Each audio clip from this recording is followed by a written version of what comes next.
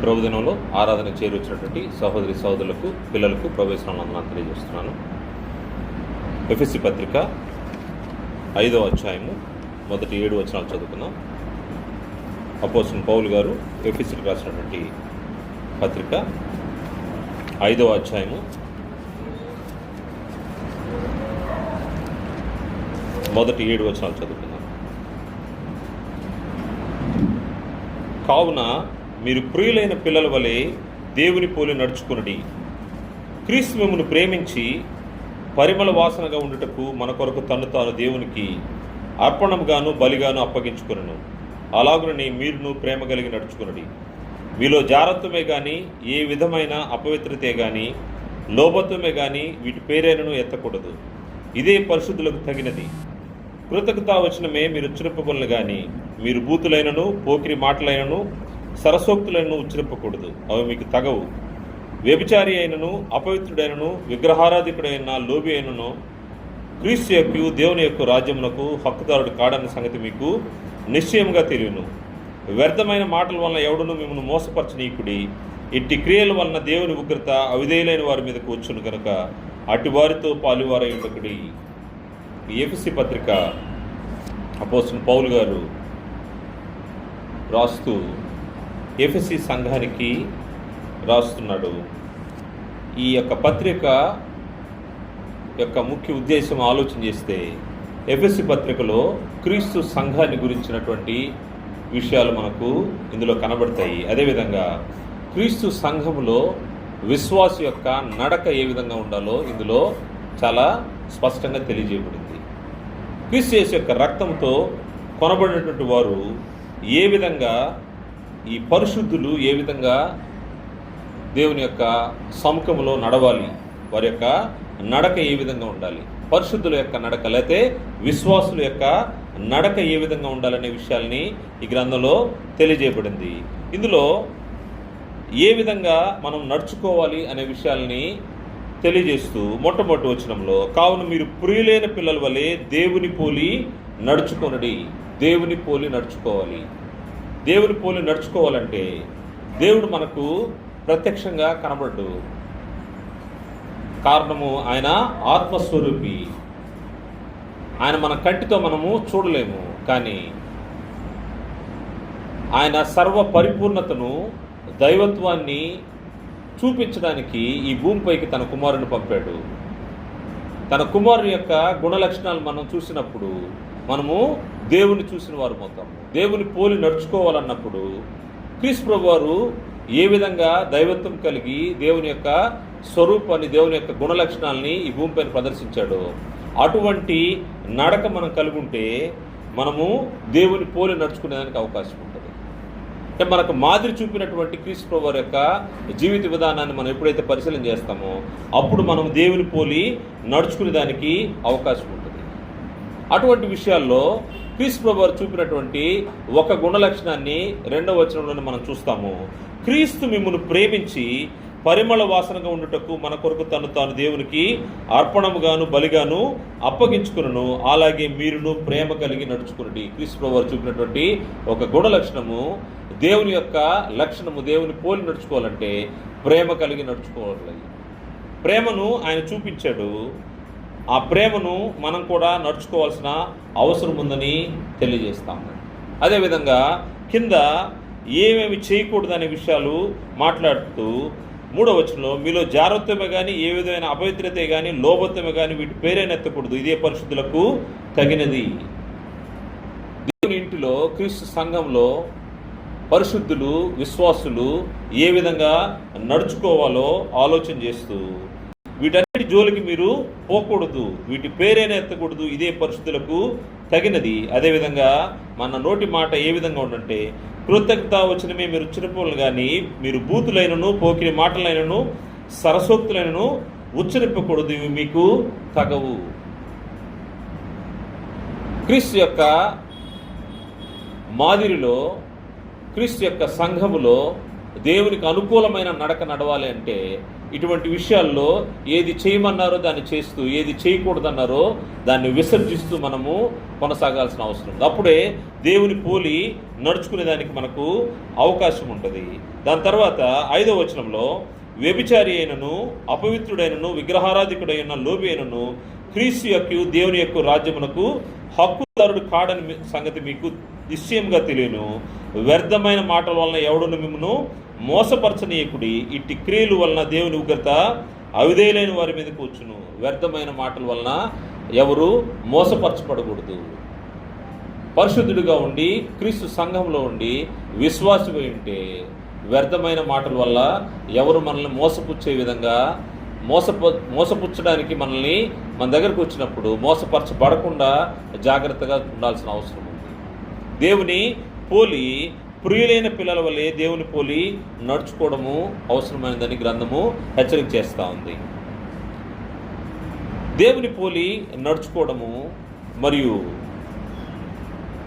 క్రీస్తు యేసునందు మన జీవితాలను సరిచేసుకుంటూ దేవునికి ఇష్టమైన బిడ్డలుగా నడవాల్సిన అవసరం ఉంది. గ్రంథంలో కొన్ని విషయాలు మనం పరిశీలన చేస్తే మన నడక, పరిశుద్ధుల యొక్క నడక లేకపోతే విశ్వాస యొక్క నడక ఏ విధంగా ఉండకూడదో, నడవకూడదో ఒక 2 విషయాలు మనం పరిశీలన చేసి ఏ విధంగా నడవాలో అనే విషయాన్ని మనం గ్రంథంలోంచి పరిశీలన చేస్తాము. మొట్టమొదటిది ఏ విధంగా నడవకూడదో చూస్తే ఈ ప్రపంచ ధర్మం చొప్పున నడవకూడదని గ్రంథం హెచ్చరిక చేస్తుంది. ఈ ప్రపంచ ధర్మము చొప్పున నడవకూడదు. ఈ ప్రపంచ ధర్మం అంటే ఈ లోకంలో జరిగించే విషయాలు, లోక ఆచారాలు, లోక వ్యవహారాలు, ఇటువంటి వాటికి పరిశుద్ధులు దూరంగా ఉండాలని గ్రంథము హెచ్చరిక చేస్తుంది. ఎందుకంటే ఆ దూరంగా లేకపోతే దేవుని యొక్క ఉగ్రతకు మీరు పాలవుతారు, లోనవుతారు. ఎవరైతే ఈ ప్రపంచ ధర్మం చొప్పున జరిగిస్తారో వారు దైవోగ్రతకు పాత్రులు అవుతారని గ్రంథము హెచ్చరిక చేస్తుంది. ఎఫెసీ పత్రిక 2వ అధ్యాయంలో 1 నుంచి 2 వచనాలు చూస్తే, మీ అపరాధముల చేతను పాపముల చేతను మీరు చచ్చిన వారై ఉండగా ఆయన మిమ్మల్ని క్రీస్తుతో కూడా బ్రతికించును. మీరు వాటిని చేయించు వాయుమండల సంబంధమైన అధిపతిని అనగా అవిధేయులైన వారిని ఇప్పుడు ప్రేరేపించు శక్తికి అధిపతిని అనుసరించి ఈ ప్రపంచ ధర్మము చొప్పున మునుపు నడుచుకుంటుంది. ఇప్పుడు ఎలా ఉన్నారు? గతంలో నడుచుకున్నారు. ఇప్పుడైతే ఆ విధంగా నడవద్దు. ఈ ప్రపంచ ధర్మం చొప్పున గతంలో నడుచుకున్నారు. కారణం ఏంటంటే అప్పుడు దేవుడెవరో తెలియదు, క్రీస్తు ప్రభువారి యొక్క రక్తపు విలువ తెలియదు. ఆ సమయంలో ఆ ప్రపంచ ధర్మం చొప్పున నడుచుకున్నాం. ఇప్పుడు దేవుడెవరో తెలుసు, క్రీస్తు ప్రభువారు ఎవరో తెలుసు. క్రీస్తు ప్రభువారు మనకు చేసిన మేలేంటో మనకు తెలుసు. మనము ఏ విధంగా ఎటువంటి పరిస్థితుల్లోకి మనము వచ్చామో తెలుసు. విశ్వాసులంగా, పరిశుద్ధులంగా ఏ విధంగా మునుపు మనమైతే ఆ విధంగా నడుచుకున్నాము. ఈ ప్రపంచ ధర్మము చొప్పున మునుపు నడుచుకుంటుంది. కారణం ఏంటంటే మునుపు నడుచుకున్నది ఎవరి ఆధ్వర్యంలో, ఎవరి యొక్క ఆధీనంలో మనం నడిపించబడ్డామంటే వాయుమండల సంబంధమైన అధిపతిని అనగా అవిధేయులైన వారిని ఇప్పుడు ప్రేరేపించే శక్తికి అధిపతిని అనుసరించి నడుచుకున్నాము. అంటే అపవాదిని అనుసరించి నడుస్తూ ఉన్నాము. అది మునుపు. ఇప్పుడైతే ఆ విధంగా మనము నడుచుకోకూడదు. ఈ ప్రపంచ ధర్మం చొప్పున నడుచుకోకూడదని గ్రంథం తెలియజేస్తూ ఉంది. 3వ వచనం చూస్తే, వారితో కలిసి మనమందరము శరీరము యొక్క మనసు యొక్క కోరికలు నెరవేర్చుకుంటూ మన శరీరాశలను అనుసరించి మునుపు ప్రవర్తించుచు కడమ వారి వలె స్వభావ సిద్ధముగా దైవోగ్రతకు పాత్రులమై ఉంటుంది. కడమ వారి వలె దైవోగ్రతకు పాత్రలు ఉన్నామంట. గతంలో మన పరిస్థితి ఏంటంటే మన శరీరాశలు, మన కోరికలను నెరవేర్చుకుంటూ స్వభావ సిద్ధముగా దైవోగ్రతకు పాత్రలమైన.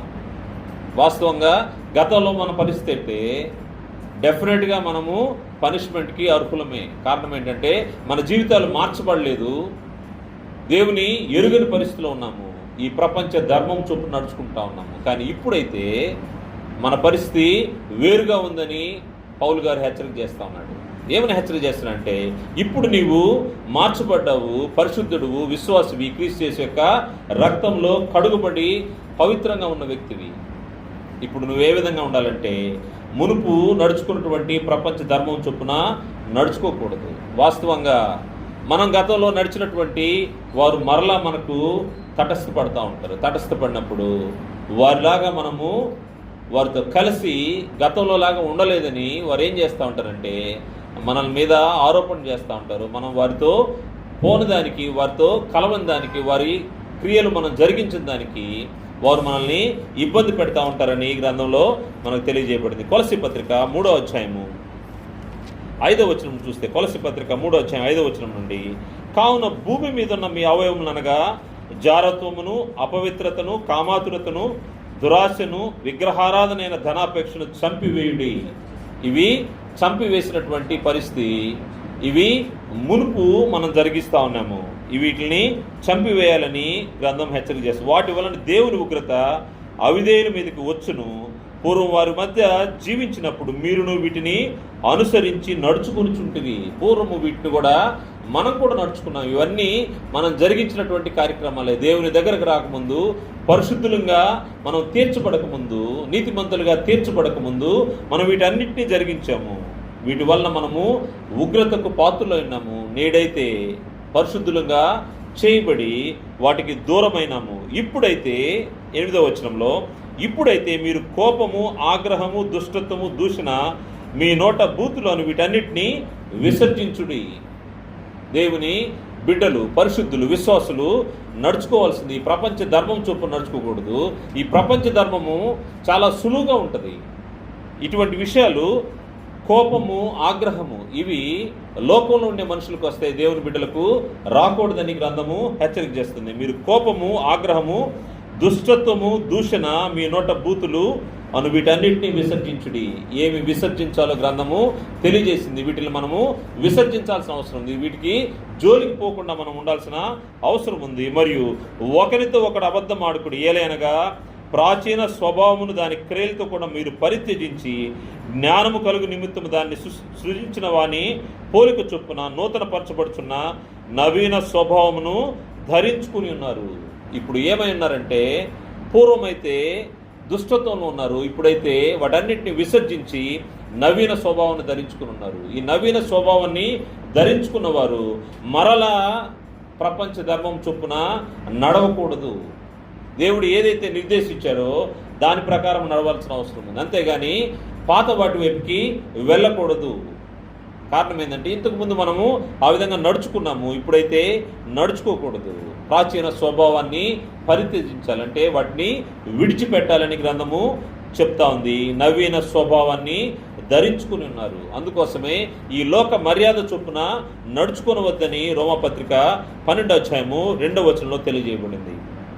రోమపత్రిక 12వ అధ్యాయం 2వ వచనంలో, మీ లోక మర్యాదను అనుసరింపక ఉత్తమమును, అనుకూలమును, సంపూర్ణమునై ఉన్న దేవుని చిత్తం మీద పరీక్షించి తెలుసుకున్నట్లు మీ మనస్సు మారి నూతన మొగటు వలన రూపాంతరం పొందుడి. మీ మనస్సు మారి నూతన మొగటు వలన రూపాంతరము పొందుడని గ్రంథం తెలియజేస్తూ ఉంది.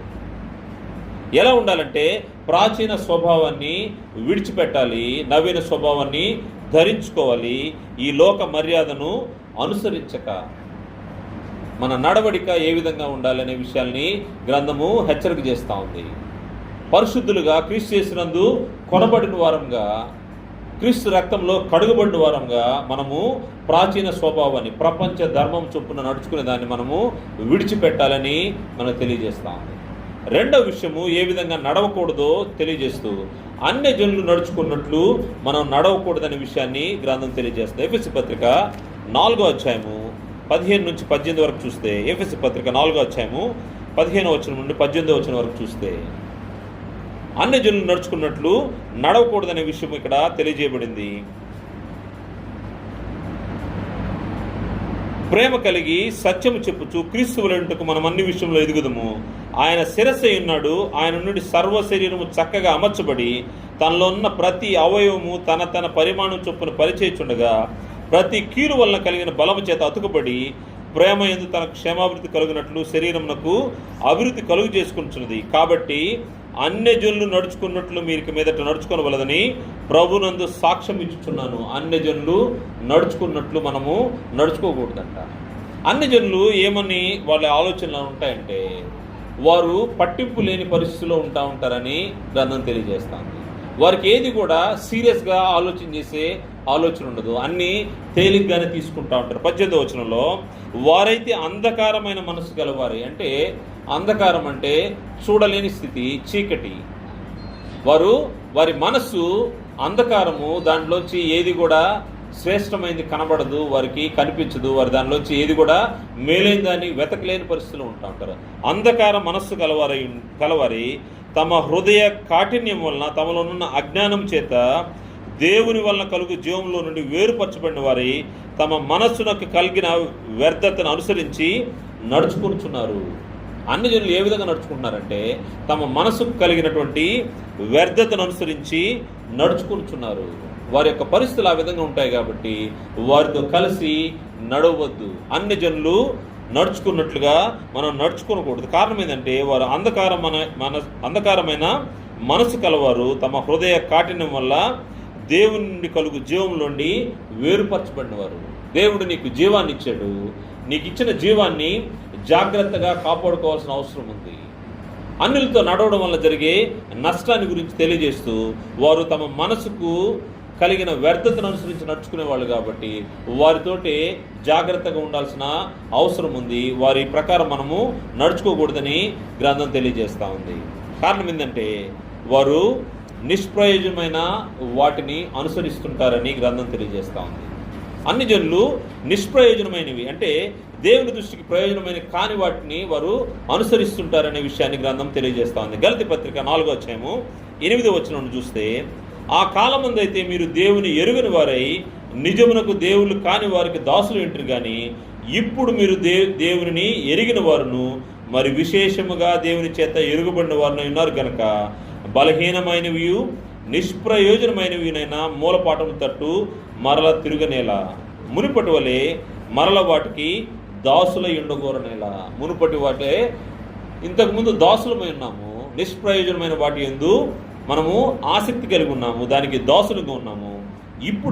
అప్పుడంటే దేవుడు మనకెవరో తెలియదు కాబట్టి, దేవుడు మనం ఎరగలేదు కాబట్టి, దేవుని యొక్క శక్తిని మనం గ్రహించలేదు కాబట్టి అప్పుడు నిష్ప్రయోజనమైన బలహీనమైన వాటి వైపు మనము దృష్టి సారించున్నాము. ఇప్పుడైతే మనం ఏం చేయాలంటే, ఇప్పుడు దేవుని ఎరిగిన వారము, మరి ముఖ్యంగా దేవుని చేత ఎరుగబడిన వారము. దేవుడు మనల్ని గుర్తించాడు, దేవుని మనము గుర్తించాము, కనుగొన్నాము. అదేవిధంగా దేవుడు కూడా మనల్ని గుర్తించాడు. మరి విశేషముగా దేవుని చేత ఎరుగబడిన వారంగా ఉన్నాం కనుక పరిశుద్ధులు, విశ్వాసులు దేవుని యొక్క సంఘంలో, క్రీస్తు సంఘంలో ఏ విధంగా నడుచుకోవాలంటే అన్ని జనులు నడుచుకున్నట్టు నడుచుకోకూడదు. అన్ని జనులు నిష్ప్రయోజనమైన వాటి వైపు, అదేవిధంగా బలహీనమైన వాటి వైపు వారు చూస్తూ ఉంటారు. వారి వైపు మనము వారికి దూరంగా ఉండాలని గ్రంథము హెచ్చరిక చేస్తూ ఉంది. మరియు అన్ని జనుల యొక్క పట్టింపు లేని పరిస్థితుల గురించి తెలియజేస్తూ తెస్సలోనికీయులకు రాసినటువంటి మొదటి పత్రిక 4వ అధ్యాయము 4-5 వచనాలు చూస్తే వారికి ఏది సీరియస్గా ఉండదు అనే విషయం. ఎందుకంటే మనకు దేవుని క్రమం ప్రకారం మనం తప్పు అని ఆలోచించే ప్రతి ఒక్కటి వారు చాలా తేలిగ్గా ఆలోచన చేస్తూ ఉంటారు. యవనస్తుల మధ్య అయితే మనకు అది చాలా సులభంగా కనబడుతూ ఉంటుంది. ఎందుకంటే కాలేజీలో కలిసి తిరుగుతూ ఉంటారు పిల్లలు. వారు ఏమంటారంటే సినిమా చూడటం పెద్ద తప్ప అంటారు. బైబిల్లో ఉంది ఆ సినిమా చూడకూడదని.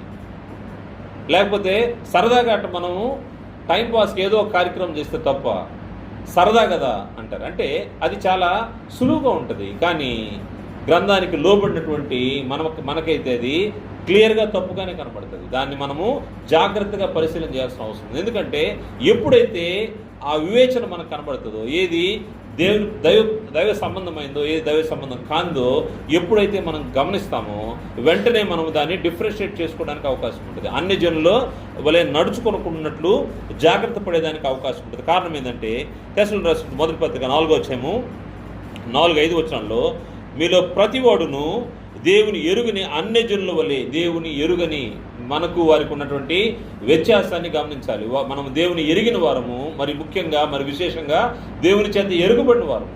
దేవుడు మనల్ని తన బిడ్డలుగా తాను ఏర్పరచుకున్నాడు, దేవుని చేత ఎరుగబడిన వారము. కానీ వాళ్ళైతే మీలో ప్రతివాడును దేవుని ఎరుగని అన్య జనుల వలె, అన్య జనులు దేవుని ఎరుగని వారు కామాభిలాష ఎందు కాక పరిశుద్ధత ఎందును ఘనత ఎందును తన ఘటమును ఇట్లు కాపాడుకున్న వలన అది ఎరుగు ఇంటిటి దేవుని చిత్తము. దేవుని యొక్క ఉద్దేశం ఏమైందో అన్ని జనులతో నడవద్దు. కారణం ఏంటంటే వారు కామాభిలాష ఎందు కాక, వారు కామాభిలాషిందు కాక పరిశుద్ధత ఎందును ఘనత ఎందును వారు అన్ని జనులు కామాభిలాషలో ఉంటారు. వారు చేసే పనులు వారికి అవి తప్పుగా అనిపించవు. దేవుని బిడ్డలకైతే అవి తప్పుగానే అనిపిస్తాయి. కారణం ఏంటంటే అటువంటి వాటికి దూరంగా ఉండాలని ప్రభు హెచ్చరిక చేస్తూ ఉన్నాడు. మరి ముఖ్యంగా మీలో ప్రతివాడును తన తన ఘటమును ఎట్లు కాపాడుకొని వలన అది ఎరుగునిటే దేవుని చిత్తము. తమ ఘటం అంటే ఈ యొక్క శరీరము. ఈ శరీరములో శీలాన్ని కాపాడుకోవడం అనేది, పవిత్రంగా ఉంచుకోవడం అనేది దేవుని యొక్క ఉద్దేశమైంది, దేవుని యొక్క చిత్తమైంది. యవ్వన కాలంలో మన శీలాన్ని జాగ్రత్తగా కాపాడుకోవాల్సిన అవసరం ఉంది. పొరపాటున దారి తప్పిపోయే అవకాశం ఉంటుందని దేవుడు మనకు గ్రంథస్థం చేసి హెచ్చరిక చేస్తూ ఉన్నాడు. యవ్వన కాలంలో జాగ్రత్తగా తమ ఘటములను ఎట్లు కాపాడుకోవడం వలన అది ఎరిగియుట, అది తెలుసుకుని ఉండాల్సిన అవసరం ఉంది.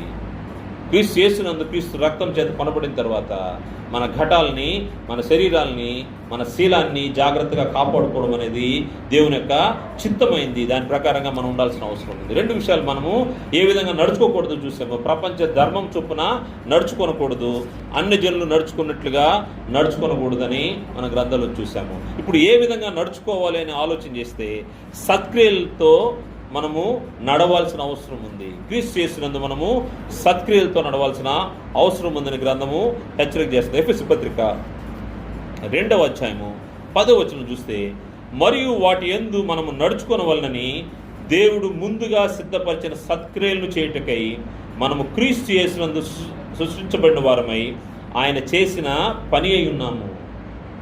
క్రీస్తు యేసునందు సృజించబడిన మనము నూతన సృష్టిగా, ప్రాచీన స్వభావాన్ని విడిచిపెట్టి నూతన స్వభావాన్ని ధరించుకున్నటువంటి ఈ నూతన సృష్టి ఏం చేయాలని దేవుడు కోరుకున్నాడంటే, మరియు వాటి యందు మనం నడుచుకున్న వల్ల దేవుడు ముందుగా సిద్ధపరిచిన సత్క్రియలు చేయుటకై మనము క్రీస్తు యేసునందు సృష్టింపబడిన వారమై ఆయన చేసిన పని ఉన్నాము.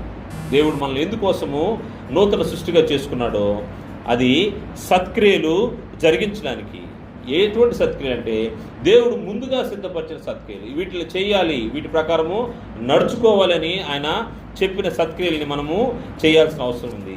ఈ సత్క్రియలు ఎలా అంటే ఏదో బలవంతంగా చేయడం కాదు. స్కూల్కి పిల్లల్ని పంపించేటప్పుడు సండే సెలవు వస్తుంది, మండే స్కూల్కి వెళ్ళాలంటే కష్టంగా వెళ్తారు. మొత్తము అంత లగేజ్ సర్దినా కానీ, బ్యాగ్ లంచ్ బాక్స్ సర్దినా కానీ అయిష్టంగా వెళ్తాడు, కష్టంగా ఉంటుంది.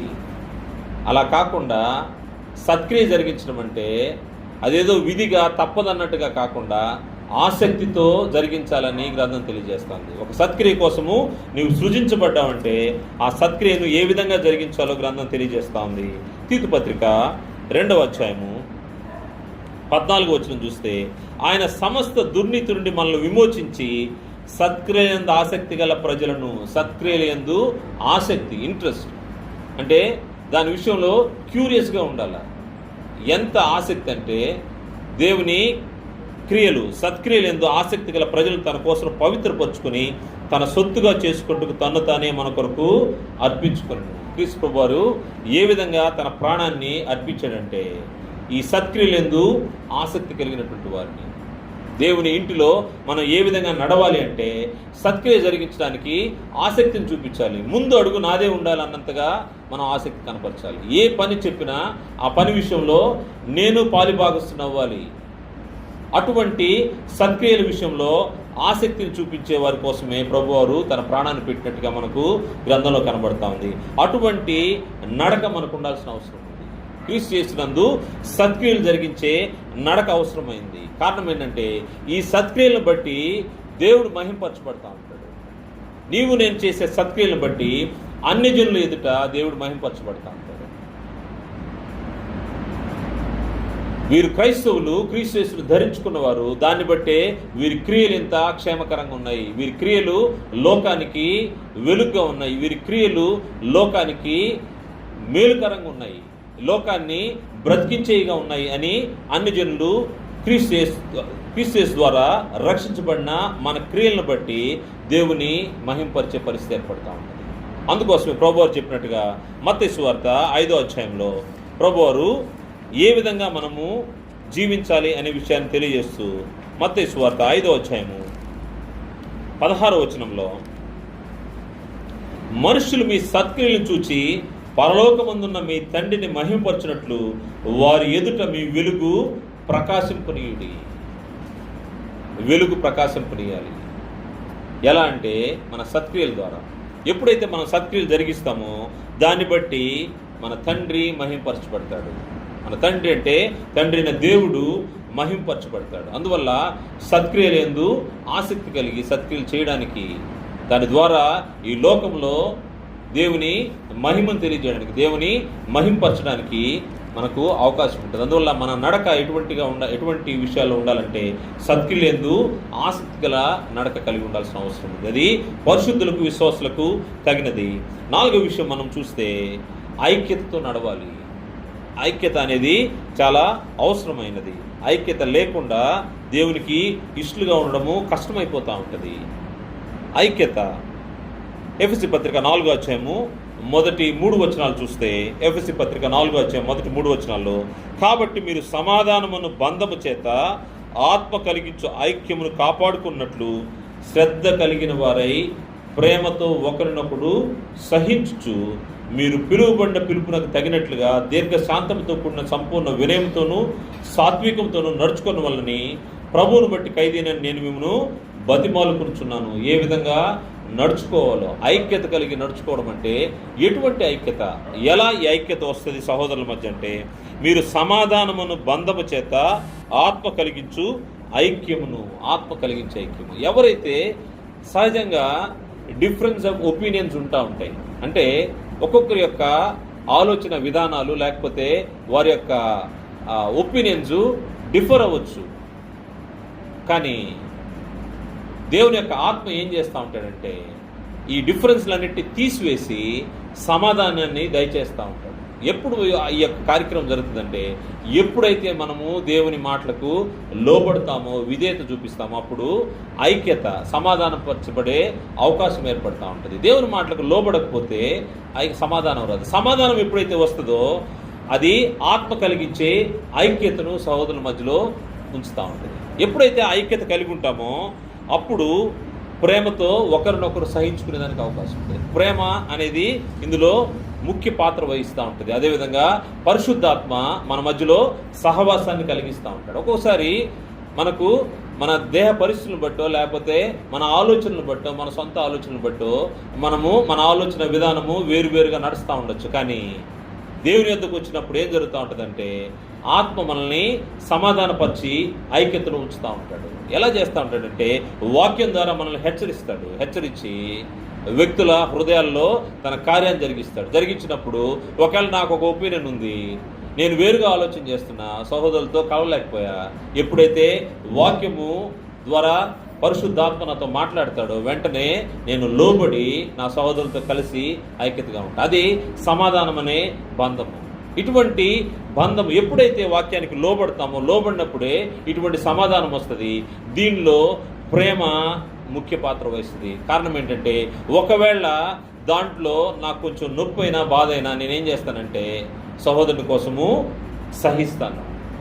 సహోదరుని పట్ల ఉన్నటువంటి ప్రేమను బట్టి సహించినప్పుడు ఏం జరుగుతూ ఉంటుందంటే సమాధానం ఏర్పడుతూ ఉంటుంది. దీనికి పరిశుద్ధాత్మ తోడయి మనల్ని ఆత్మ కలిగించే ఐక్యతను ఉంచుతూ ఉంటాడు. అందువల్ల ఏం జరుగుతూ ఉంటుందంటే ప్రేమ వల్ల ఏం జరుగుతుందంటే సమాధానము ఏర్పరచబడుతూ ఉంటుంది, ఐక్యతలో ఉండేదానికి అవకాశం ఉంటుంది. అందుకోసం ఆయన హెచ్చరిస్తూ ఒక మాట అంటా ఉన్నాడు 3వ వచనంలో, మీరు పిలువబడిన పిలుపునకు తగినట్లుగా. మనం ఒక పిలుపుతో పిలువబడ్డాము, ఏ ఉద్దేశంతో క్రీస్తు సంఘంలోకి పిలువబడ్డామో ఆ ఉద్దేశాన్ని జాగ్రత్తగా పరిశీలించాల్సిన అవసరం ఉంది. దాని కొరకు ఏం చేయాలంటే దీర్ఘశాంతంతో కూడిన సంపూర్ణ వినయంతోనూ సాత్వికంతోనూ నడుచుకున్న వల్లని ప్రభువును బట్టి ఖైదీనని నేను మిమ్మల్ని బతిమాలుకుంటున్నాను అంటున్నారు పౌలు గారు. ఎటువంటి దీర్ఘశాంతాన్ని ప్రదర్శించాలంటే ఎప్పుడైతే ప్రేమ ఉంటుందో ఆటోమేటిక్గా దీర్ఘశాంతం ఉంటుంది, ఓర్పు ఉంటుంది, ఓపిక ఉంటుంది. అదేవిధంగా సంపూర్ణ వినయం ఉంటుంది, సాత్వికము.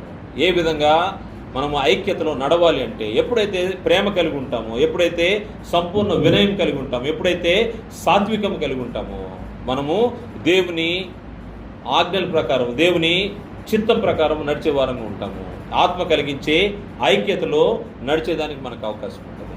అందుకోసమే ఈ యొక్క అధ్యాయంలో కొన్ని మాటలు తెలియజేయబడ్డాయి. ఏంటంటే వాటిని ఐక్యత గురించి, ఏ విధంగా తండ్రి అయిన దేవుడు, పరిశుద్ధాత్మ, ప్రభువారు ఇవన్నీ ఒక్కటిగానే ఉండేదానికి దీన్ని యూనిఫైయింగ్ ఫ్యాక్ట్స్ అంటారు. మనము 4వ అధ్యాయం 4వ వచనం నుండి 6వ వచనం వరకు చూస్తే, ఎఫెసీ పత్రిక 4వ అధ్యాయం 4వ వచనం నుండి 6వ వచనం వరకు చూస్తే వీటిని యూనిఫైయింగ్ ఫ్యాక్ట్స్ అంటారు.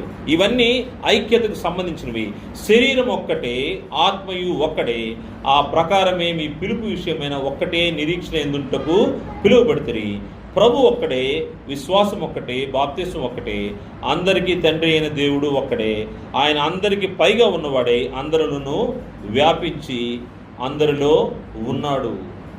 ఇవన్నీ ఐక్యతకు సంబంధించినవి. వీటన్నిటిని మనము పరిశీలన చేస్తే వీటన్నిటికీ పైగా ఎవరున్నారంటే తండ్రి అయిన దేవుడు ఉన్నాడు. ఆయన కూడా ఒక్కడే. నిన్ను ఐక్యంగా ఉంచడానికి ఎంతమంది మనమైనా, ఎన్ని పరిస్థితులైనా, ఎటువంటి బ్యాక్గ్రౌండ్స్ అయినా మనల్ని ఒక్కటిగా ఐకమత్యంతో ఉంచేది తండ్రి అయిన దేవుడు. ఆయన అందరిలో వ్యాపించున్నాడు, అందరిలో ఉన్నాడు అని గ్రంథం తెలియజేస్తూ ఉంది. ఎప్పుడైతే ఈ ఐక్యత కలిగి ఉంటామో, ఈ ఐక్యత ఎలా వస్తుందంటే, ఈ ఐక్యత ద్వారా మనము క్రీస్తు యేసు యొక్క విశ్వాసంలో, క్రీస్తు యేసు ద్వారా దేవుడు మనకి ఏర్పాటు చేసినటువంటి జ్ఞానాన్ని సంపాదించుకునే దానికి అవకాశం ఉంటాం. ఈ ఐక్యత మనల్ని ఏం చేస్తుందో 11వ వచనం చూస్తే, మనమందరూ విశ్వాస విషయంలోనూ దేవుని కుమారుని గురించిన జ్ఞాన విషయంలోనూ ఏకత్వం పొంది, ఐకమత్యము. దేంట్లో ఏకత్వం పొందాలంట?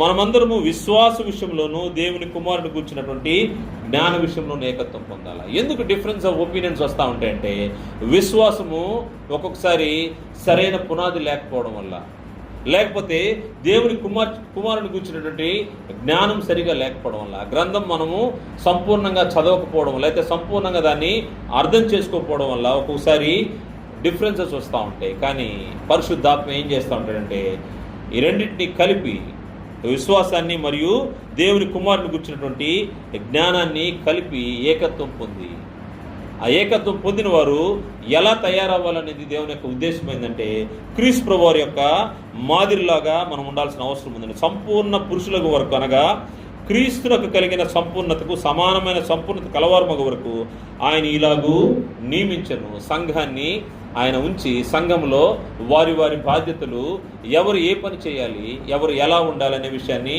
నిర్దేశించి ఏకత్వం పొంది దేవుని పని జరిగించాలి. పరిశుద్ధాత్మ ద్వారా కలిగించే ఏకత్వము. కాబట్టి మీరు సమాధానమును బంధము చేత ఆత్మ కలిగించు ఐక్యమును కాపాడుకుంటేందు శ్రద్ధ కలిగిన వారే. ఈ ఐక్యత ఒక్కొక్కసారి ఏం జరుగుతూ ఉంటుందంటే, ఏముండదు, చిన్న చిన్న విషయాలకి డిఫరెన్సెస్ వస్తూ ఉంటాయి. అవి వచ్చినప్పుడు వాటిని ఏం చేయాలంటే, వాటిని కూర్చొని దేవుని యొక్క సముఖంలో వాటిని సరిచేసుకోవాల్సిన అవసరం. ఆ డిఫరెన్సెస్ని అట్టే పెట్టుకుంటే అవి లేనిపోని సమస్యలు క్రియేట్ చేసేదానికి అవకాశం ఉంటుంది. అందువల్ల ఏకత్వము లేని పరిస్థితి కనబడుతూ ఉంటుంది. ఎవరితోనైనా ఒక సోదరుడితో నీకు ఇబ్బంది ఉంటే వ్యక్తిగతంగా వెళ్ళి మాట్లాడాల్సిన అవసరం ఉంది. అదేవిధంగా సహోదరులతో కలిసి సహవాసంలో ఏకత్వం కలిగి అటువంటి సమాధానం అనే బంధాన్ని ఏర్పరచుకోవాల్సిన అవసరం ఉంది. ఎప్పుడైతే ఏకత్వం కలిగి ఉంటామో ఐక్యతతో నడవాలి అనేది దేవుని యొక్క ఉద్దేశము. సహోదరులు ఒకే మాట, ఒకే బాట, ఒకే తాత్పర్యం. ఇటువంటి పరిస్థితుల్లో సంఘము నడవడాలి అనేదాన్ని దేవుడు ఉద్దేశించినాడు. 5వ విషయాన్ని చూస్తే, పరిశుద్ధులు, విశ్వాసులు ఏ విధంగా నడవాలంటే జ్ఞానం కలిగి నడుచుకోవాలి. జ్ఞానం కలిగి నడుచుకోవాలని గ్రంథం తెలియజేస్తుంది. ఎఫెసీ పత్రిక 5వ అధ్యాయము 15-16 వచనాలు చూస్తే, దినములు చెడ్డవు గనక మీరు సమయం పోనీయక సద్వినియోగం చేసుకునుచు అజ్ఞానుల వలె కాక జ్ఞానుల వలె నడుచుకున్నట్లు జాగ్రత్తగా చూసుకునండి. అజ్ఞానుల వలె కాక, అజ్ఞానులు సమయం గురించి ఆలోచన చేయరు. కారణం ఏంటంటే వారికి సంవత్సరాలు వస్తూ ఉంటాయి, పోతూ ఉంటాయి, వస్తూ ఉంటాయి, పోతూ ఉంటాయి, సంవత్సరములు జరిగిపోతూ ఉంటాయి. కానీ దేవుని జ్ఞానాన్ని సంపాదించుకునే విషయంలో లోపం కలిగి ఉంటా ఉంటారు. మీరైతే అజ్ఞానుల వలె కాక సమయమును సద్వినియోగం చేసుకుని జ్ఞానుల వలె నడుచుకున్నట్లు జాగ్రత్తగా చూసుకునండి. జ్ఞానులు ఏ విధంగా నడుచుకుంటారో, దేవుని సముఖములో జ్ఞానం కలిగిన వారు, దేవుని కుమారుని యొక్క జ్ఞానం కలిగిన వారు ఏ విధంగా నడుచుకుంటారో ఆ విధంగా మనం నడుచుకోవాలి అని గ్రంథం హెచ్చరిక చేస్తుంది. కారణం ఏంటంటే జ్ఞానం ఏ విధంగా కలిగి నడుచుకోవాలంటే అజ్ఞానం వల్ల కాక. రెండు విషయాలు మనకు అందులో చెప్పబడ్డాయి. ఒకటి, దినములు చెడ్డవి గనుక. మొట్టమొదటిది దినాలు చెడ్డవి, పరిస్థితులు బాగాలేవు. మనము ఇంట్లో ఉన్న సహజంగా పాత రోజుల్లో ఏం చెప్పేవాళ్ళంటే బయటికి వెళ్ళి తిరిగితే చెడిపోతావరా అనేవాళ్ళు. ఇప్పుడు బయటికి వెళ్ళి తిరగాల్సిన అవసరం లేదు. నువ్వు ఒంటరిగా ఉంటే చాలు చెడిపోయేదానికి 100 రెట్లు అవకాశం ఉంది. 100 రెట్లు కూడా కాదు, 100 రెట్లు అవకాశం. నీ చేతిలో ప్రపంచం ఉంది. ఈ ప్రపంచం నిన్ను చెడిపేసేదానికి అవకాశం ఉంది. అందువల్ల దినములు చెడ్డవి కనుక, దినాలు చెడ్డవిగా ఉన్నాయి. అందువల్ల పరిశుద్ధులు జాగ్రత్తగా ఉండాల్సిన అవసరం ఉంది. మీరు సమయమును పోనీక సద్వినియోగం చేసుకుంటూ. సమయము సహజంగా స్టూడెంట్స్ ఎలా ఉంటారంటే వాళ్ళు వాళ్ళ కరికులం ఇవన్నీ కూడా ప్లాన్ చేసుకుంటూ ఉంటారు. ఎలా చదవాలి టైం టేబుల్ వేసుకుంటూ ఉంటారు, ప్లాన్ చేసుకుంటూ ఉంటారు. లేకపోతే ఒక ఉద్యోగస్తుడు తన సంవత్సరం మొత్తానికి ఒక ప్లాన్ వేసుకుంటాడు. ఎలా అనుకుంటాడంటే తను ఈ సంవత్సరం అంతా ఉద్యోగం చేస్తున్నాను, దాంట్లోంచి నాకు ఇంత రాబడి వస్తుంది, దీంట్లో ఇంత ఖర్చు పెడతాను, ఇంత నేను సేవింగ్స్ పెట్టుకుంటాను, లేకపోతే ఇంత ఇన్వెస్ట్ చేస్తాను. ఇటువంటి ప్లాన్లు ఉంటాయి. ప్లాన్ చేసుకోవడం మాత్రం కాదు, దాన్ని ప్రొటెక్టింగ్ ద ప్లాన్ టైం అంటారు. టైం మేనేజ్మెంట్లో అది ముఖ్యమైనది. నువ్వు ఏదైతే ప్లాన్ చేసుకుంటావో దాన్ని ప్రొటెక్ట్ చేసుకోవాలి, దాన్ని జరిగించాల్సిన అవసరం ఉంది. అందువల్ల దినాలు చెడ్డవి, సమయము పోనీయక. లోకంలో ఉండే ఒక నానుడు ఏంటంటే time is equal to money. అంటే సమయాన్ని డబ్బుతో కొలుస్తారు. అలా ఛార్జ్ చేసి సంపాదించే వాళ్ళు కూడా ప్రొఫెషనల్స్ ఉన్నారు. ఒక సుప్రీంకోర్టు లాయర్ అనుకోండి, గంటకు నేను ₹1,00,000 అంటాడు, లేకపోతే 10 లక్షలు అంటాడు. అలా వారు సమయము, వారికి టైం బట్టి వారు ఛార్జ్ చేస్తూ ఉంటారు. అందువల్ల టైం ఈక్వల్ టు మనీ. మనమైతే మనకిచ్చిన సమయము, మీరు సమయమును పోనీక సద్వినియోగం చేసుకోవచ్చు. ఒక వ్యక్తికి రోజంతట్లో ఎంత సమయం ఉందో, 8 గంటలు నిద్రపోండి, 8 గంటలు మీ యొక్క చదువు అవ్వచ్చు, ఉద్యోగం అవ్వచ్చు, వ్యాపారం అవ్వచ్చు, లేకపోతే మీ జీవనోపాధికి 8 గంటలు వాడుకోండి. ఇంకా 8 గంటలు ఉంటుంది. 8 గంటలో కనీసం గంటైనా దేవుని యొక్క వాక్యాన్ని చదవడానికి, దేవుని యొక్క వాక్యాన్ని ధ్యానించడానికి, ప్రార్థన చేయడానికి, లేకపోతే దేవుని గురించినటువంటి ఆలోచన, దేవుని పని నిమిత్తము ఆ సమయాన్ని మనము సద్వినియోగం చేస్తున్నామో లేదు తెలియదు. కారణము దినాలు చెడ్డవి కనుక. జ్ఞానం కలిగి నడుచుకోవడం అంటే ఇదే. మనం ఏం చేస్తున్నామో, ఏమి పని జరిగిస్తున్నామో దాన్ని పరిశీలన చేసుకోవాల్సిన అవసరం. మన దేవుడు మనకు సమయాన్ని ఇచ్చాడు. 8 గంటల సమయం రోజు నువ్వు స్పెండ్ చేయగలిగే టైం 8 అవర్స్ ఇచ్చాడు. 8 అవర్స్లో మన సొంత పనులు పోగా ఇంకా ఎన్ని గంటలు దేవుని కోసం మనము ఇవ్వగలము. కారణం ఏంటంటే జ్ఞానం ఎప్పుడైతే కలిగి ఉంటామో ఆ జ్ఞానాన్ని బట్టి మనము మన టైంని దేవుని కోసము ఇచ్చేదానికి అవకాశం ఉంటుంది. కారణం ఏంటంటే ఈ జ్ఞానము క్రీస్తు ప్రభువారి ద్వారా దేవుని నుండి మనకు కలుగుతూ ఉంటుందని గ్రంథం తెలియజేస్తుంది. కొరింథీయులకు రాసినటువంటి మొదటి పత్రిక 1వ అధ్యాయము 24వ వచనం చూస్తే, 1 కొరింథీ 1వ అధ్యాయం 24వ వచనంలో, ఆయన యూదులకు ఆటంకంగాను అన్ని జనులకు వెరితనంగా ఉన్నాడు, కానీ యూదులకేమి గ్రీసు దేశస్తులకేమి పిలువబడిన వారికే క్రీస్తు దేవుని శక్తియు దేవుని జ్ఞానమునై ఉన్నాడు. పిలువబడిన వారికి. పిలువబడిన వారు ఎవరంటే మనమే, పరిశుద్ధులు, విశ్వాసులు, దేవుని ప్రజలు. పిలువబడిన వారికి క్రీస్తు ఎలా ఉన్నాడంటే దేవుని శక్తియు దేవుని జ్ఞానమునై ఉన్నాడు. నువ్వు క్రీస్తు చేసినందు క్రీస్తు మాదిరిలో జీవిస్తూ క్రీస్తు ప్రభువారి స్వారూప్యాన్ని ధరించుకోవాలని ఆశ కలిగి ఉంటే, క్రీస్తు ఏమైనాడంట? క్రీస్తు దేవుని జ్ఞానమై ఉన్నాడు. క్రీస్తుని ఏ విధంగా సంపాదించుకొని క్రీస్తు చూపిన మార్గంలో నువ్వు నడుచుకుంటావో, ఎప్పుడైతే క్రీస్తు ప్రభువు యొక్క మార్గంలో నడుస్తావో నువ్వు జ్ఞానం కలిగి నడుచుకునేదానికి అవకాశం ఉంటుంది. ఈ క్రీస్తుని గురించినటువంటి జ్ఞానము విశ్వాసికి ఎలా ఉంటుందంటే ఇది సువాసనగా ఉంటుందని గ్రంథం తెలియజేస్తా ఉంది. నువ్వు క్రీస్తుని కలిగి నువ్వు లోకంలో వెళ్తున్నావంటే నువ్వు లోకానికి సువాసనకు ఉంటావు. క్రీస్తు సువాసన నీ యందు కనబడతా ఉంటుంది. అందుకోసం ఆయన తన ప్రాణాన్ని పెట్టినట్టుగా మనము ఎఫెసీ పత్రిక 5వ అధ్యాయము 2వ వచనం చూసాము. కారణం ఏంటంటే ఆయన ఎప్పుడైతే ఆయన ధరించుకుంటామో ఆయన సువాసన మనకు కనబడుతూ ఉంటుంది. కొరింథీయులకు రాసిన 2వ పత్రిక 2వ అధ్యాయము 14వ వచనంలో ఈ విషయం మనకు కనబడుతుంది. ఎవరైతే క్రీస్తు దగ్గరికి వస్తారో క్రీస్తుని గురించిన జ్ఞానం యొక్క సువాసన విశ్వాస దగ్గర నుంచి వస్తూ ఉంటుంది. అటువంటిది రావాలని దేవుడు కోరుకుంటా ఉన్నాడు. అటువంటి నడక మనము నడవాలని. కారణం ఏంటంటే బుద్ధి జ్ఞానముల సర్వ సంపదలు ఆయన యందే గుప్తమైనవి. నీకు జ్ఞానం కావాలంటే దేవుని ఎందుకు రావాల్సిన అవసరం ఉంది. బుద్ధి జ్ఞానముల సర్వ సంపదలు ఆయన యందే గుప్తమైన. కొలస్సీ పత్రిక 2వ అధ్యాయము 3వ వచనంలో మనం చూస్తే ఇవి ఆయన యందే గుప్తమైన అంట. అందువల్ల జ్ఞానము కలిగి నడుచుకోవాల్సిన అవసరం ఉంది. ఎవరైతే క్రీస్తు యేసును తమ సొంత రక్షకుడిగా అంగీకరించి క్రీస్తు ప్రభువారి యొక్క రక్తంలో కడుగుపడతారో వారు దేవుని యొక్క జ్ఞానాన్ని కలిగి ఉంటారు. అదేవిధంగా క్రీస్తు యేసు యొక్క జ్ఞానాన్ని కలిగి వారు లోకానికి సువాసనగా ఉంటారని గ్రంథం తెలియజేస్తూ ఉంది. 6వ విషయం చూస్తే ప్రేమను కలిగి నడుచుకోవాలి. ఇది ఎటువంటి ప్రేమ అంటే క్రీస్తు ప్రభువారి యొక్క ప్రేమ. అది మన కొరకు మనము పరిమళ వాసనగా ఉండుటకు ఆయన తన్ను తాను దేవునికి అర్పణగాను బలిగాను అర్పించుకున్నటువంటి ప్రేమ, అప్పగించుకున్నటువంటి ప్రేమ. ఎఫెసీ పత్రిక 5వ అధ్యాయము 2వ వచనంలో మనకి యొక్క సంగతి కనపడుతుంది. ప్రేమ కలిగి నడుచుకోవాలి. ఈ ప్రేమ క్రీస్తు ప్రభువారు చూపినటువంటి ప్రేమ. అదేవిధంగా ఒకరినొకరు ప్రేమించుకోవాలి. సహోదరులు, ఒకరినొకరు ప్రేమించుకోవాలి. యోహాను సువార్త 13వ అధ్యాయము 34 నుంచి 35 వరకు చూస్తే ఒకరినొకరు ప్రేమించాలి. ఈ ప్రేమించబద్దులమై ఉన్నాము. మన ఇరుగు పొరుగు వారిని, మన సహోదరుల్ని మనము ప్రేమించబద్దులై ఉన్నది ప్రభువారు తెలిపినటువంటిది. అదేవిధంగా సహోదరుని ప్రేమించుట అది దేవుని చేత మనము నేర్పించబడ్డామని గ్రంథం తెలియజేయబడతాం. సహోదరుని ప్రేమించడం అంటే ఏంటో, ఎలా ప్రేమించాలో ఆ దేవుని చేత మనం నేర్పించబడ్డాము.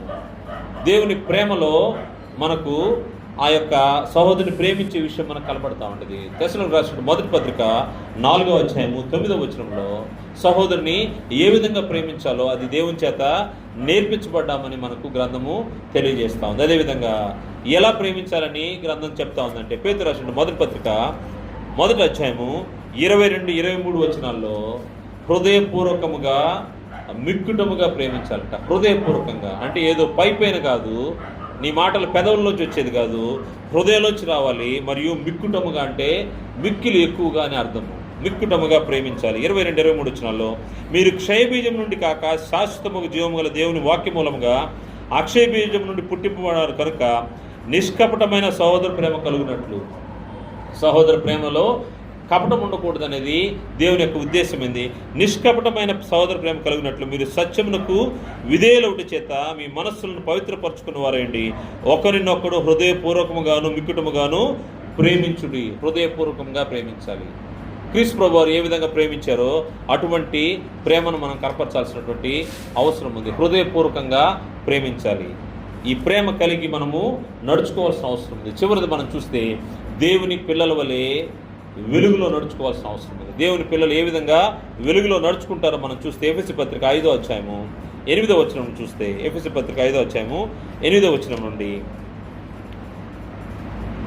మీరు పూర్వము చీకటి అయి ఉంటుంది, ఇప్పుడైతే ప్రభునందు వెలుగై ఉన్నారు. మీరు పూర్వము చీకటి, దేవుని ఇంటిలోకి చేర్చబడక ముందు మనము చీకటి అయి ఉన్నాము. ఇప్పుడైతే ప్రభునందు వెలుగై ఉన్నారు.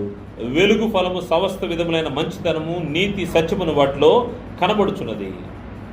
వెలుగు ఫలము ఫలించాల్సిన అవసరం ఉంది. ప్రభునందు మనము వెలుగై ఉన్నాము. ఈ వెలుగు ఫలం ఏంటంటే సమస్త విధములైన మంచితనము నీతి సత్యము. మంచితనము నీతి సత్యము. ఎవరైతే ఈ విషయాలు కలిగి ఉంటారో వారు దేవుని పిల్లల వలె వెలుగులో నడిచేవారు.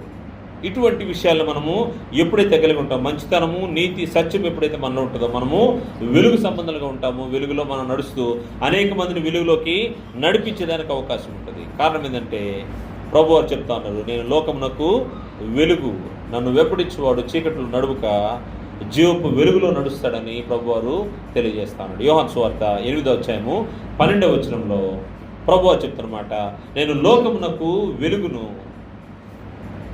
ఆయన వెంబడించువాడు చీకటిలో నడువుక జీవపు వెలుగులో నడుస్తాడు. ఎవరు జీవపు వెలుగులో నడుస్తారో, ఎవరు చీకటిలో నడుస్తారో ఆ వ్యత్యాసాన్ని తెలియజేస్తూ 1 యోహాను పత్రిక 2వ అధ్యాయం 9 నుంచి 11 వరకు చూస్తే సహోదరుని ద్వేషించేవాడు చీకటిలో ఉండేవాడు. సహోదరుని ద్వేషించావంటే చీకటిలో ఉంటావు. చీకట్లో ఉంటే నువ్వు చీకటి నుంచి మరణంలోకి వెళ్ళిపోతావు. సహోదరుని ప్రేమిస్తే నీవు వెలుగు సంబంధిగా వెలుగులో నడిచేవాడు ఉంటావు. అందుకోసమే దేవుని పిల్లల వలె మనం చూసాము ఎఫెసీ పత్రిక 5వ అధ్యాయం 1వ వచనంలో, కావున మీరు ప్రియులైన పిల్లల వలె దేవుని పోలి నడుచుకోండి. ప్రియులైన పిల్లల వలె దేవుని పోలి నడుచుకోవడానికి మనము ప్రయత్నం చేయాల్సిన అవసరం ఉంది. దేవుని పోలి నడుచుకోవడానికి ఆయన క్రీస్తు ప్రభువు యొక్క స్వరూపంలోకి మనల్ని దినదినానికి మలుస్తూ ఉన్నాడు. అందుకోసం ఆయన హెచ్చరిస్తూ క్రీస్తు సంఘములో దేవుని యొక్క శరీరంలో అవయవంగా ఉన్న మనము ఏ విధంగా మన నడక ఉండాలో ఆయన తెలియజేస్తూ ఎఫెసీ పత్రికలో వచ్చి అనేక విషయాలు మనం పరిశీలన చేశాము. 2 విషయాలు, ఏది చేయకూడదో, ఎలా నడవకూడదో చూసాము. అది ఈ ప్రపంచ ధర్మం చొప్పున నడవకూడదు, మరియు అన్య జనులు నడిచినట్టుగా నడవకూడదు. ఏ విధంగా నడుచుకోవాలనే విషయాలు మనం ఆలోచన చేశాము. సత్క్రియలతో ఆసక్తి కలిగి నడుచుకోవాలి, ఐక్యతతో నడుచుకోవాలి, జ్ఞానం కలిగి నడుచుకోవాలి, ప్రేమ కలిగి నడుచుకోవాలి. అదేవిధంగా దేవుని ప్రియులైన పిల్లల వలె దేవుని పోలి వెలుగులో నడుచుకోవాల్సిన అవసరం ఉంది. ఈ నడుచుకోవడం ద్వారా మనకు జరిగే మేలు ఏంటంటే, ఈ విధంగా దేవునికి ఇష్టలుగా దేవుని యొక్క సంఘములో నడిచి వెళ్ళే వ్యక్తులు జరిగే మేలు ఏంటంటే, ఒకరోజు మనము దేవునితోనూ ఆయన కుమారుడు క్రీస్తు ప్రభువుతోనూ యుగాలు సదాకాలం ఉండే స్థలంలోకి మనము వెళ్తాము. మన యాత్ర ఇటువంటి వెలుగు సంబంధంగా నడుచుకుంటూ విశ్వాసి నడక, పరిశుద్ధత కలిగి మనం నడిచామంటే మనం దేవునితో ఉండే స్థలానికి వెళ్ళబోతాం. అందువల్ల మన కోరిక, మన ఆశ, మన యొక్క నిరీక్షణ కూడా అదే. దేవునితోనూ ఆయన కుమారునితోనూ యుగాలు ఉండాలని ఆ నిరీక్షణ మనకు నెరవేరాలంటే మనము ఇటువంటి శ్రేష్టమైన నడక, మరి ముఖ్యంగా మనుషులు చూస్తున్నారని కాదు, మనుషులు చూసినా చూడకపోయినా దేవుడు మనల్ని పరిశీలన చేస్తూ ఉన్నాడు.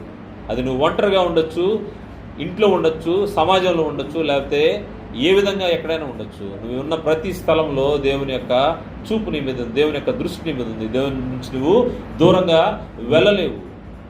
నీ నడక జాగ్రత్తగా ఉండాల్సిన అవసరం ఉంది. మరి ముఖ్యంగా దేవుని ఇంట్లోకి చేర్చబడిన విశ్వాసులు, పరిశుద్ధుల యొక్క నడక పవిత్రంగా, పరిశుద్ధంగా ఉండాలని దేవుడు కోరుకుంటున్నాడు. అటువంటి నడకతో మనము మన యొక్క విశ్వాస యాత్రను కొనసాగించాలని ప్రభుపేట మనం చేసి ముగిస్తున్నాను. అందరికీ వందనాలు.